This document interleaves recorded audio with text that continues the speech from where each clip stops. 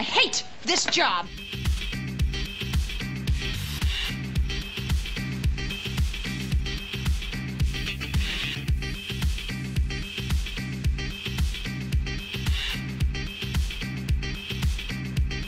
La souffrance au travail, c'est un sujet majeur et dont on parle pas.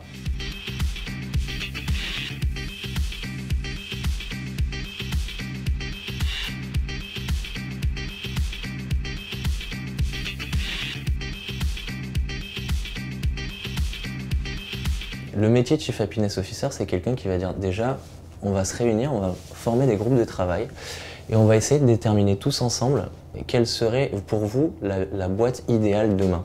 Faire en sorte de créer des souvenirs. Alors ça peut être un baby-foot, le baby-foot on le voit partout aujourd'hui, mais ça peut être autre chose. Si on voit qu'on a des gens qui jouent de la musique, d'un instrument, déjà leur poser la question, c'est un peu la base.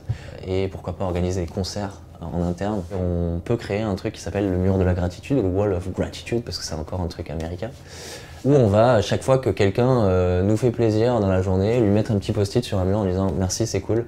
Very happy in this job and y a des boîtes aussi en France qui ont adopté un système de congé illimité. Les gens partent en vacances quand ils veulent. Un mec à qui vous dites « mais mec, tu fais comme tu veux, hein. Tu fais comme tu veux, on va bosser sur des projets ».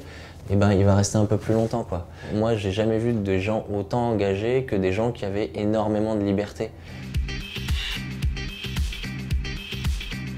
Est-ce que le but, c'est que les gens travaillent mieux? C'est évident.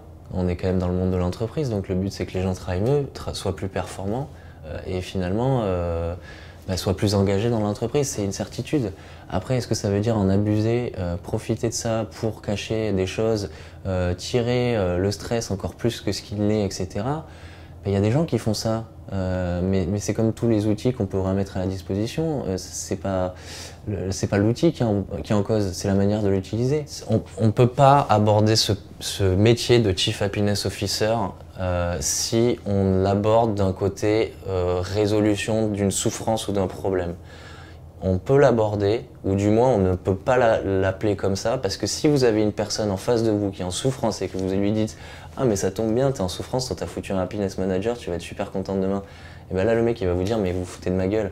Et il aura raison. Donc on peut pas en fait aborder ce métier-là si on est dans une situation déjà de souffrance. C'est pas une réponse à un problème, c'est une amélioration de quelque chose qui se passe déjà globalement bien.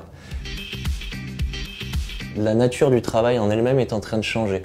On va avoir des gens qui vont travailler à distance, on va avoir des gens qui vont avoir des métiers qui les cloisonnent énormément et donc en fait on va avoir des gens qui ne se rencontrent plus même au sein d'une même entreprise. Et la notion de réussite elle est plus la même. On travaille plus seulement pour avoir un bon salaire, on travaille pour s'épanouir, on travaille pour trouver du sens et on travaille pour construire quelque chose et pour construire son chemin de vie.